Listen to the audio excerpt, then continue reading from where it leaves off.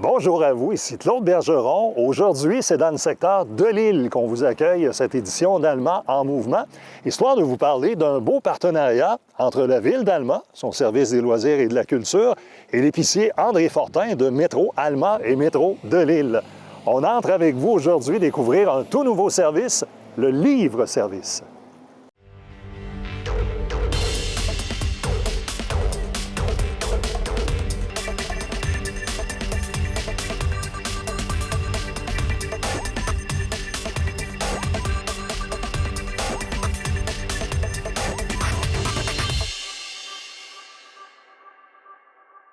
Olivier Larouche, bonjour. Bonjour, ça va bien? Très bien, pareillement.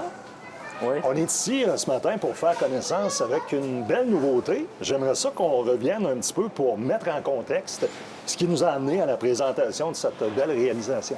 Oui, donc avec la fermeture du pavillon des loisirs ici à Delisle, donc on a essayé de trouver une solution pour être capable d'offrir le service dans le fond, de bibliothèque à nos citoyens ici. Donc c'est là qu'est venue l'idée d'une bibliothèque de ce type ici, qui est intelligente pour être capable de pallier, dans le fond, au manque de ce service-là au pavillon des loisirs. Olivier, quand même, ça a dû être un défi de trouver une alternative qui soit à la fois très, très accessible et facile d'utilisation.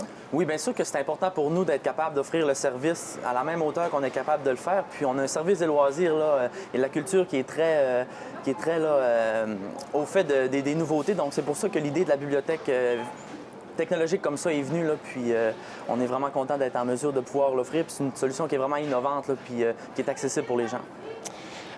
C'est important également de pouvoir donner un accès le plus grand possible à la culture en attendant le jour où on pourra complètement relocaliser la bibliothèque. Oui, exactement. Donc, c'est pour ça qu'on a choisi l'emplacement ici, puis de concert avec Métro. C'est d'être capable d'avoir la bibliothèque à proximité, dans le fond, dans l'endroit précédent où la bibliothèque était. Donc, les gens ont quand même un accès assez à proximité puis très sécuritaire pour venir se procurer des livres puis reporter les livres par la suite aussi. Parfait. On présente aujourd'hui cette innovation-là chez Métro. À quel point ça a été un défi ou ça a demandé une réflexion de trouver l'endroit parfait, sécuritaire pour accueillir le livre-service? Bien, c'est sûr que d'emblée, je crois que c'est comme un endroit qui était plus évident d'installer, vu que c'est un endroit que les gens viennent quand même régulièrement pour faire leur épicerie, faire leurs petites courses. Donc, c'est sûr que ça facilitait l'accès dans le fond, au service de bibliothèque pour les gens de Delisle. Puis même de Saint-Cœur-de-Marie, puis même d'un peu n'importe où sur la ville, puisque ça prend seulement que la carte citoyen pour être en mesure de faire des prêts de livres. En tant que conseiller du secteur, est-ce que vous aviez souvent des commentaires, des demandes des citoyens en ce sens-là? Oui, bien c'est sûr qu'avec les problématiques qu'on a vécues au pavillon des loisirs ici à Delisle, il y a beaucoup de gens qui m'ont contacté pour savoir s'il allait avoir la possibilité de continuer d'aller chercher des livres puis d'aller les reporter par la suite. Donc, quand j'ai eu un appel de notre directeur des loisirs pour nous parler de ce projet-là, bien c'est sûr que j'ai embarqué à 100 % puis on a continué de travailler sur le projet de concert avec les loisirs pour être en mesure aujourd'hui d'annoncer le lancement de cette bibliothèque-là, qui est la seule dans la ville d'Alma. Puis je pense même au Québec, je crois qu'il y en a deux qu'on mentionnait. Donc, c'est une grande fierté pour nous d'être en mesure d'offrir ce service-là aux citoyens. C'était justement ma prochaine question en matière d'innovation. Je pense que c'en est une belle. Puis, tu l'as mentionné, il ne doit pas en avoir beaucoup en ce moment au Québec. Non, mais c'est ça. Je parlais avec Mme Guertin, puis elle me disait qu'on avait, je crois qu'au Québec, il y en avait deux. Il y en avait une à Blainville et puis une ici à Alma. Donc, c'est sûr qu'on va tester comment ça fonctionne, puis si les gens l'utilisent vraiment. Puis ensuite, on pourra évaluer si on veut en mettre d'autres points de dépôt sur le territoire de la ville. Parfait. Est-ce que le conseiller municipal, Olivier Larouche, va devenir un utilisateur régulier du livre-service? Je regarde la possibilité. Je ne suis pas un grand lecteur moi-même, mais c'est sûr que ça permet de venir emprunter des livres en passant pour se rendre à la maison. Donc, c'est vraiment plaisant. Avec un peu de recul, Olivier, aussi, depuis quelques mois, la voie de contournement a désengorgé un peu le secteur ici. J'imagine que c'est un impact positif pour les gens qui viennent dans le secteur. Oui, exactement. Pour les gens du secteur de Delisle, ici, dans le coin du métro, c'est sûr que c'est un grand avantage d'avoir beaucoup moins de circulation sur l'avenue du Pont-Nord avec l'arrivée de la nouvelle voie de contournement depuis les derniers mois. Donc, c'est sûr que ça a été un aspect qui a fait en sorte que, oui, on était encore plus partant à vouloir venir installer la borne ici. Merci beaucoup, Olivier. Émilie, j'ai l'impression que pour l'équipe, il y a beaucoup de fierté dans la présentation de cette innovation, le livre-service. Oui, effectivement. Pour nous, c'est un bon défi. Puis c'est aussi au niveau des technologies, parce que le livre-service, qu'on a baptisé ainsi, c'est En fait, c'est un équipement intelligent. Donc, c'est vraiment relié à notre logiciel de bibliothèque. Donc, ce qui se passe ici se répercute vraiment dans le dossier de l'usager là, de manière immédiate. Donc, c'est un défi technologique d'intégrer le tout. Mais c'est surtout une belle solution là, qu'on est heureux de mettre en branle là, pour que, on le sait, Ville d'Alma, c'est une ville sur un très long territoire. Donc, on veut être capable d'offrir le même service partout sur le territoire. Donc, c'est une solution là, qu'on est très fiers d'implanter ici au métro de Belle-Île. Prenons le temps de présenter le fonctionnement. Je comprends qu'il y a différents casiers où les gens risquent de retrouver un petit peu ce qu'ils souhaitent lire. Je te laisse nous présenter le mode de fonctionnement résumé du livre-service. Oui, en fait, c'est très simple. Les gens, au moment de faire une réservation à la bibliothèque, que ce soit en ligne ou par téléphone, vont pouvoir nous spécifier que le lieu de retrait de leur réservation sera le livre-service de Belle-Île. Donc, ils font leur réservation comme à l'habitude et nous, à la bibliothèque, on sera notifié que, bon, un document doit être transféré au livre-service. Donc, on met ça dans une petite boîte. On s'en vient ici. On va venir 2 fois par semaine, le personnel de la bibliothèque, faire les livraisons à l'intérieur des casiers. Donc, la personne se présente ensuite ici, va scanner sa carte de bibliothèque et le casier qui lui est attribué personnellement va automatiquement s'ouvrir pour donner accès au contenu. La personne récupère les documents et n'a pas à se soucier de rien. Les prêts vont être automatiquement envoyés dans son dossier à la bibliothèque. Elle va recevoir un courriel de confirmation comme quoi l'opération a réussi et elle peut quitter.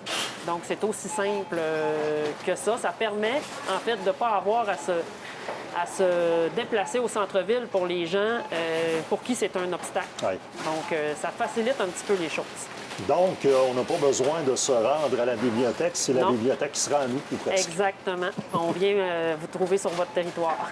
Donc, physiquement, vous disiez, c'est 2 fois par semaine, vous allez venir ici charger les bons documents dans les bonnes cases. Oui. Est-ce qu'on craint à un moment donné de manquer de cases si la demande est forte? On verra. Ce sera une bonne nouvelle si on manque de cases. Et cet équipement-là est un peu malléable dans le sens où on peut ajouter des colonnes avec des cases supplémentaires si un jour la demande est si forte qu'on manque de casiers. Puis, au moment où j'ai terminé mes documents, comment ça fonctionne? Qu'est-ce que je fais, moi, comme usager, pour les rendre à la bibliothèque? Oui, on a pensé aussi à cette éventualité-là. Donc, pour éviter aux gens de se rendre, encore une fois, au centre-ville, on a mis à l'extérieur du commerce une boîte de retour. Donc, la boîte de retour, c'est certain qu'elle est limitée aux livres parce que, bon, il y a des documents qui sont plus fragiles qui devront être retournés vraiment au centre-ville, à la bibliothèque. Donc ça, on avertit les gens, là, ils peuvent se faire livrer n'importe quoi. Ils peuvent se faire livrer des casse-têtes, des livres, des séries télé, des CD. Par contre, au niveau du retour, il faut que ce soit les livres qui soient déposés ici, mais le reste sera déposé à la bibliothèque. Mais on veut offrir la possibilité de quand même demander la livraison. Donc, c'est pour ça qu'on a ouvert à tous les types de documents. Mais les retours seront pris dans la chute à chaque livraison, donc 2 fois par semaine.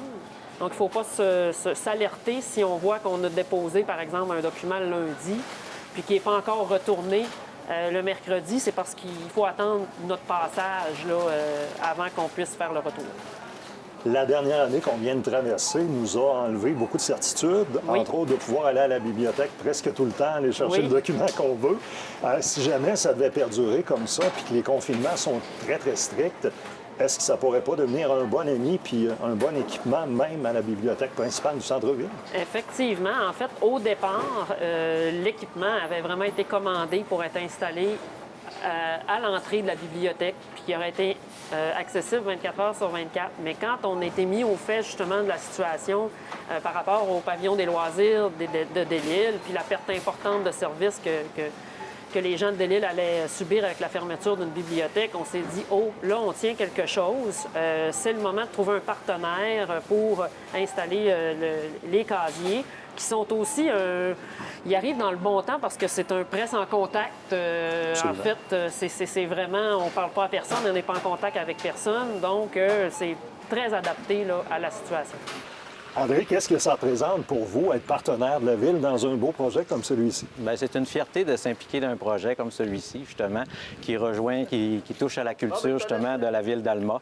Puis Métro a toujours été fier, toujours été impliqué dans la communauté. Fait que c'est la poursuite des choses. Puis avoir un partenaire comme la Ville d'Alma qui a accepté, justement, de mettre leur casier à l'intérieur d'un magasin, bien, c'est une fierté. On sait qu'un supermarché comme le vôtre, ça offre beaucoup de services, mais je ne m'attendais pas un jour à pouvoir venir chercher des livres à mon épicerie. C'est quand même très innovant aussi comme façon d'offrir de la culture aux clients. Effectivement, je pense qu'on est la seule épicerie au Québec. C'est un projet innovateur que la Ville d'Alma a mis sur pied. Puis je suis convaincu que le résultat va être très, très, très positif. Qu'est-ce que ça vous demande concrètement de pouvoir offrir ces installations-là? Est-ce que ça ajoute certaines responsabilités qui vous ont peut-être amené à réfléchir un petit peu, ou si c'est un automatisme de dire oui? C'est un automatisme parce que c'est très simple. Point de vue engagement, il n'y en a pas beaucoup, on va le dire. Nos heures d'ouverture sont là. Nous autres, la porte est ouverte à tous nos clients. Il y a un espace réservé, comme vous avez pu voir. Puis les clients sont complètement autonomes. S'il y a un besoin d'aide à ce moment-là, c'est vraiment les gens de la bibliothèque qui vont offrir le service, qui ont la compétence pour le faire. Bravo pour cette belle implication. Merci beaucoup, André Fortin. Merci. Merci à nos invités qui nous ont permis aujourd'hui de faire connaissance avec ce tout nouveau livre-service. Libre à vous de l'utiliser aussi souvent que vous le désirez. Merci d'avoir été des nôtres. Restez là dans quelques instants. La séance du Conseil municipal suit. Et moi, je vous dis à très bientôt.